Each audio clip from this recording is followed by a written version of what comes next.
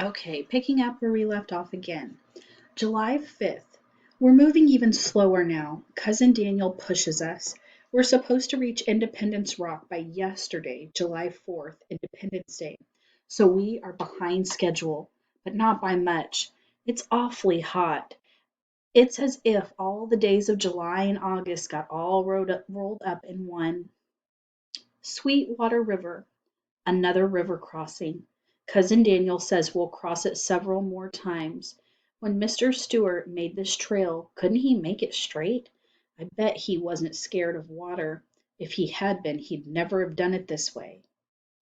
Independence Rock, July 6th. We're too tired to celebrate.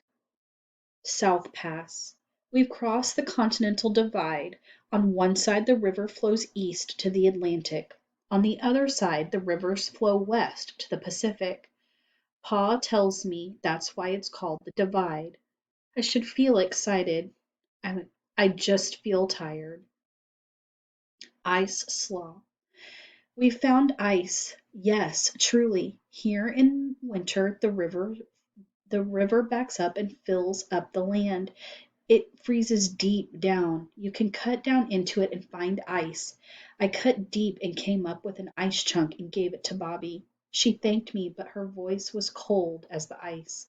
She didn't even look at me. I threw an ice chunk at Charlie. It missed and almost hit Mrs. Meany. She ducked under the ugly blue thing she is knitting, and she howled like a wolf. I said, I'm sorry, Mrs. Meany, but I wasn't sorry. I'm not sorry. Next day, we stopped early today. Charlie and Adam and me too and I were sent to pick berries. We were careful to pick only the ones we knew to be blackberries. Me too stuffed his mouth full. He ate more berries than he picked. No wonder he's so fat. Night. Me too is very sick tonight. Ma thinks he ate black nightshade berries. She brought Landium to the Holes wagon. She thinks he might not live. July 15th. This morning rifle shots awakened us. I jumped so hard I bumped my head on the wagon. Paul rushed out from under the wagon. Mrs. Meany began wailing, Indians, Indians! But there were no Indians. Cousin Daniel said he just needed a change from the bugle. Nobody thought it was funny. Later, a wolf's been following our train.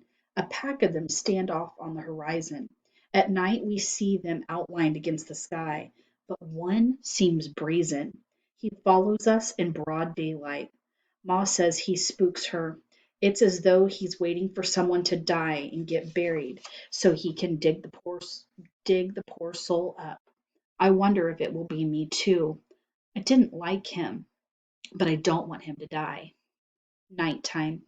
Tonight we made camp. Pa set out with his rifle.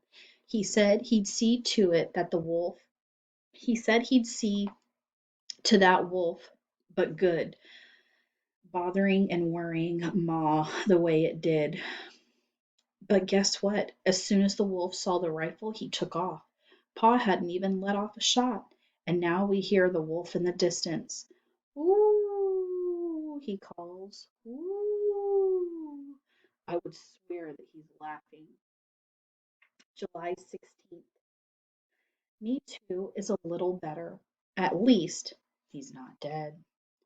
July 18th. 5 of our men are missing.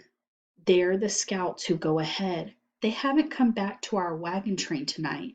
We're afraid that something has happened to them. July 19th. The 5 are still missing. One of them is Mr. Gibbons, the father of January, February, and March babies. Mrs. Gibbons looks as though she's seen a ghost. She doesn't even speak tonight. July 21st. Mrs. Gibbons wept all night. I could hear her in her wagon. Ma took Becky and went to stay with her. Pa said the men were found, all killed by arrows. Fort Hall, August 3rd. We are at the fort, at last. For the past weeks we've been very afraid, knowing that our men have been killed. But here there are Indians all about, just as at the other forts, and they are all friendly. One Indian gave Pa a buffalo skin, just tossed it to him, and not for any reason. Pa went to our wagon and brought back some tobacco. He gave it to the Indian man. That bully, Mr. West, he told Pa he had no business exchanging gifts with Indians. Pa just ignored him, and then Pa and the Indian sat down and smoked their pipes together. It is confusing, but I do believe this. Indians are a lot like the rest of us. Some are good and some are not. Fort Hall still. Here some families will leave us. One part of the trail branches north to Oregon and the other goes south to California. The three Drucker wagons gather around. They had planned to go to California, but now some say Oregon. At night they squabble among themselves, but they seem friendly about all of it. I pray they choose Oregon. I pray that Bobby will get over being mad at me. Night. There's a doctor here. Mrs. Hull had him look at me too. The doctor thinks he'll live, but he must ride in the wagon now and not walk. He also can't talk. He just mumbles. It's done something awful to his tongue. I know I should feel bad, but I don't. He's he's as mean with his mouth as Mrs. Meany. August 6th. I'm so happy. Bobby's family is staying on the North Trail with us. All the other wagons chose to stick together. There will be lots of Druckers in Oregon. I hope they'll settle near us. I hope Bobby will talk to me soon. August 11th. I haven't written about Grandpa much because I don't see him often. He dropped back and spends his days with the sisters. Then tonight he suddenly appeared. He sat down to supper with Ma and Pa and me. He acted like he hadn't been gone a week. He was kind of he was kind of too He was kind to old Mrs. Meany. For the first time ever, I saw her smile. She had no teeth. Afterward, Grandpa even helped Ma store the plates and the cooking things. When it was time to bed down, Grandpa got his bedding and laid it next to mine. I waited for him to say something, but within minutes he was snoring while I lie awake. I wonder what he's planning. August 12th. Tonight Becky began fussing. Aunt Lizzie picked her up. Suddenly Becky said, "Where's Rachel?" It's the first time she'd asked for Rachel. Aunt Lizzie pointed to a heron flying over. "Look, a big bird," she said. Becky said, "Rachel!" Aunt Lizzie handed me Becky, then ducked behind her wagon. I put Becky on my shoulders. "Want a horsey ride?" I said. "I want Rachel," she said. "Where'd she go?" My throat got tight, and I said, "I don't know where she went." And that was the truth. August 15th. August 14th. Grandpa's been riding beside us for 3 whole days. It's like he has a secret. I keep waiting for him to tell me. I think I know what it is. I don't mind. Grandma's been dead a long time and he's lonesome, but I wonder what Ma will say. August 15th. Mrs. Gibbons seems to have gotten smaller. She barely speaks. Mrs. Hull has taken to riding with her and the little ones. Before supper. Tonight we made camp. We heard shouting. It was coming from the West's wagon. Everyone stopped to listen. People say Mr. West beats his wife. Ma told me to go on about my business. I tried to, but I couldn't help but hear. Mr. West was shouting that his wife spends all day looking around and daydreaming. I think everyone was embarrassed. All but old Mrs. Meany. She dropped her knitting and leaned forward in her chair. In Ma's chair. She seemed to enjoy every mean word. Snake River. A terrible crossing. A treacherous crossing. My heart is still thumping bad tonight. We had to cross a roaring river. The men chained the wagons together, one behind the other. Then teams of oxen were chained together to help pull. Like other times, horsemen rode alongside. They whipped and shouted at the oxen. Oh, but first we had to make the wagons more watertight. We used bedding and sheets to soak in tar. We even used our clothing. We made it across. I stayed in the wagon with little Becky. Pa said I must. I was relieved, but now I'm sure that Pa knows that I'm scared. August. Hot, hot, hot. One of the hardest days yet. The sun was scorching. My arms are sunburned bad, even though Ma covers them with grease.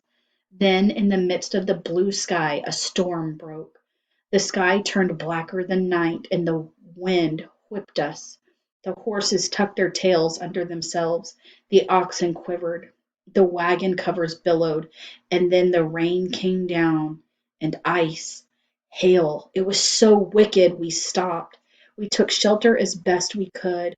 For an hour it raged. I've never seen a storm like it. In Missouri, we don't have storms like this. Grandpa and I huddled under the wagon. I didn't see Pa, but Ma was inside the wagon with Becky. I picked up a chunk of ice as big as a rock and held it in my hand. I don't know why. I just did. I held it a long time. I wanted to see how long I could stand the pain. Tears came, but I held on to it. After a minute, Grandpa reached over and took my hand. He made me drop the ice chunk, but I couldn't stop the tears. Grandpa just held my hand. He held it for a long, long time. He said softly, "Don't fret. The end is in sight." I didn't answer, but inside my head thoughts ran around like little mice.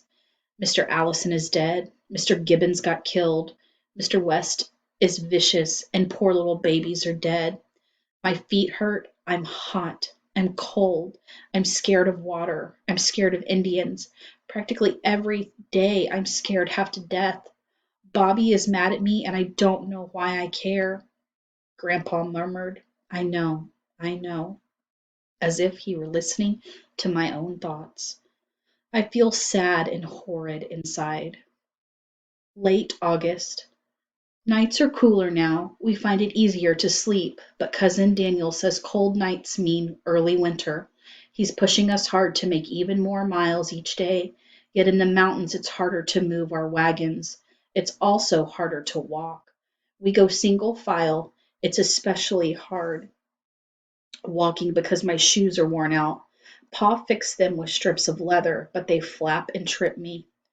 I reread this diary. All I do is complain. I should be more like Ma or Adam. Ma didn't want to go, but now she makes the best of it, and Adam is quiet and he prays. And that's where we'll end.